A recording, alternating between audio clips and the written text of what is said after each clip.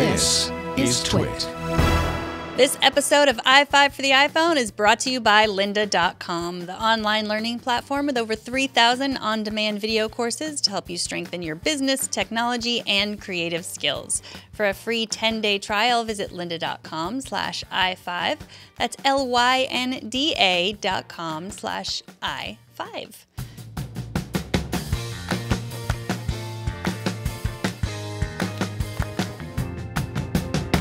Welcome to iFive for the iPhone, episode 145. iFive covers the latest iPhone apps, tips, and tricks, and of course, news. I am Megan Morrone. Thank you for joining us. I couldn't do it without you. Number 1, rumor has it that Force Touch is coming to the iPhone 6s. The 6s is what we think the next version of the iPhone will be called, and we suspect that it will be announced this fall. 9to5Mac's historically reliable sources have confirmed rumors that we've been hearing for months that the iPhone 6s will include a Force Touch display with haptic feedback. I love Force Touch on the Apple Watch. I use it to clear all my notifications, to adjust the complications on my watch face. It can even change the color of emoji. But how will it work on the iPhone? Likely it will replace some of the press and hold commands, make touch-sensitive scrolling on media players more user-friendly, and add a more physical experience to actions like dropping pins into maps. Pretty soon you'll be force-touching everything. I only wish they'd come up with a name that didn't sound so creepy. Number 2, the first major update to the Apple Watch is here. It's watchOS 1.0.1. Have you installed it yet? Here is just a smattering of what this update will offer you. Improved performance for Siri, a better way to measure how often you're standing during the day, additional language support for Brazilian Portuguese, Danish, Dutch, Swedish, Russian, Thai, and Turkish, and a few additional accessibility options. Ready to update? First, make sure your watch is at least 50% charged. Then connect your watch to the charger and make sure your phone is nearby. What the heck? Put your phone on the charger too, it couldn't hurt. The time it takes for the update to install will vary, but it's a good idea to leave yourself at least 20 minutes.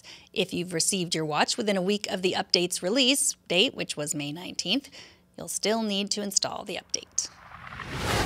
Number 3, did you know that I also host Tech News Tonight? I'm a bit of a tech news addict, and I'm always looking for news sources to feed my unquenchable desire for news. NewsGIF is an app that will not necessarily give me the very latest news, but it does give me the news in the most amusing way possible. NewsGIF is exactly what it sounds like, the daily news headlines delivered to your iPhone with clever animated GIFs.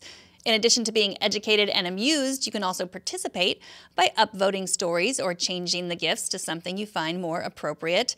NewsGIF is free, as well it should be, and if you like it, you might also like their companion app, WeatherGIF, that delivers the appropriate animated GIF with your weather. That app is also free.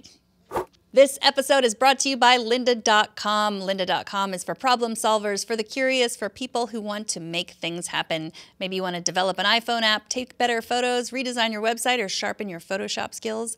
Lynda.com has everything you need to feed your curious mind.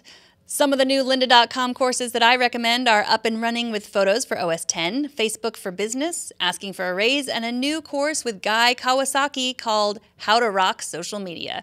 You can access all of these courses and more with your lynda.com membership. With a lynda.com membership, you can watch and learn from top experts who are passionate about teaching.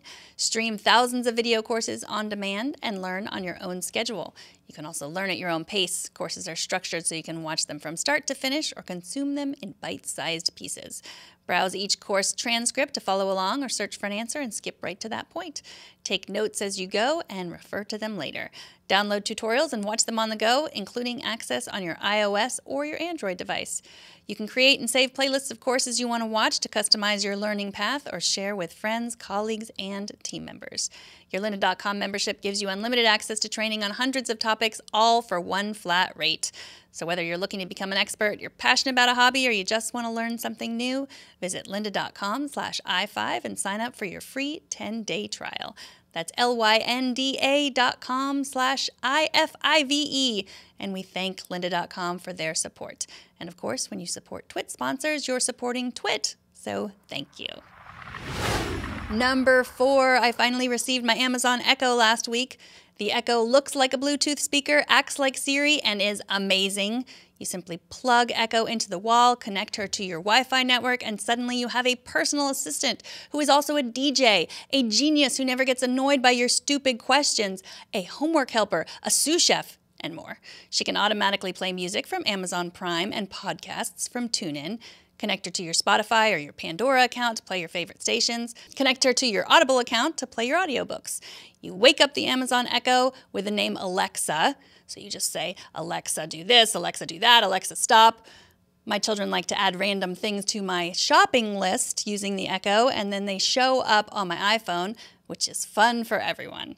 Thanks to Ian on Twitter for giving me the tip that you can also pair the Echo with your iPhone and use it as a Bluetooth speaker to play whatever's on your phone. Simply say, Alexa, pair Bluetooth to pair it with your phone.